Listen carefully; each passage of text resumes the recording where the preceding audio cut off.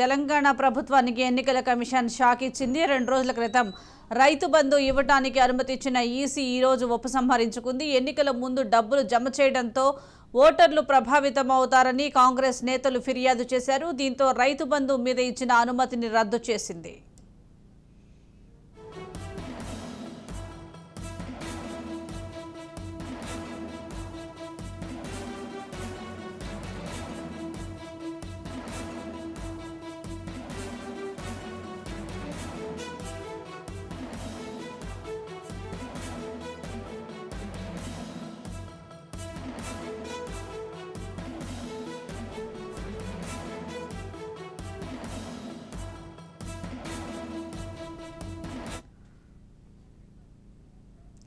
తెలంగాణ ప్రభుత్వానికి ఎన్నికల commission shock ఇచ్చింది. 2 రోజుల క్రితం రైతు బంధు ఇవ్వడానికి అనుమతినిచ్చిన ఈసీ ఈ రోజు ఉపసంహరించుకుంది. ఎన్నికల ముందు డబ్బులు జమ చేయడంతో ఓటర్లు ప్రభావితమవుతారని కాంగ్రెస్ నేతలు ఫిర్యాదు చేశారు. దీంతో ఈసీ రైతు బంధు మీద ఇచ్చిన అనుమతిని రద్దు చేసింది.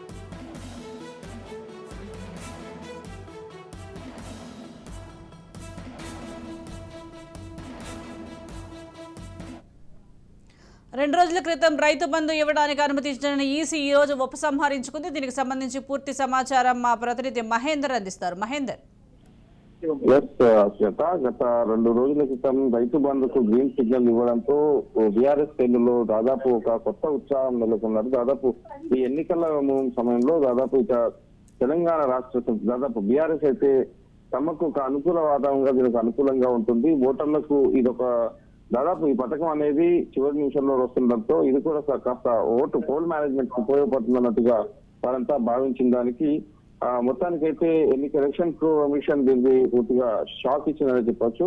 2 రోజుల క్రితం ఏదైతే రైతు బంధు నిధుల పంపిణీకి అనుమతించిన ఎన్నికల సంఘం ఇప్పుడు ఉన్నటువంటి రైతు బంధుకి ఇచ్చిన అనుమతిని ఉపసంహరించుకున్నట్టు ప్రకటించింది. అయితే ఎన్నికల కోడ్ అమల్లో ఉన్నందున రైతు బంధు నిధులకు బ్రేక్ పడింది. దీనిపై ప్రభుత్వ ప్రతిపాదన ఎన్నికల కమిషన్ నిధుల విడుదలకు అనుమతించింది. అయితే నవంబర్ 28 లోపు రైతులకు నిధులు జమ చేయాలని చూసినప్పటికీ ఎన్నికల కమిషన్ నిధులు విడుదల ఇవ్వడంతో ఆ రైతుల్లో అప్పుడు దాదాపు రైతులతో పాటు ఇటు బీఆర్ఎస్ అభ్యర్థుల్లో మాత్రం ఒక ఊరట అనేది వచ్చింది దాదాపు.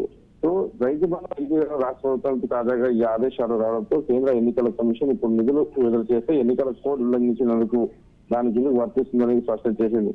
నిన్న ప్రభుత్వంలో కేటీఆర్ ఒక సభ నిర్వహించాలని దానికి ఒక షోకాజ్ ఇవ్వగా నేడు బీఆర్ఎస్ పార్టీకి మరో షాక్ అనేది చెప్పొచ్చు. సో రకరకాలుగా ఎన్నో విధాలుగా వీళ్ళు పోల్ మేనేజ్మెంట్ ప్లాన్ చేద్దామంటున్నప్పటికీ ఈ రకమైనటువంటి షాక్ తగ్గడంతో బీఆర్ఎస్ కు కాస్త ఇబ్బందికరంగానే ఉండే అవకాశం అయితే ఖచ్చితంగా కనిపిస్తుంది.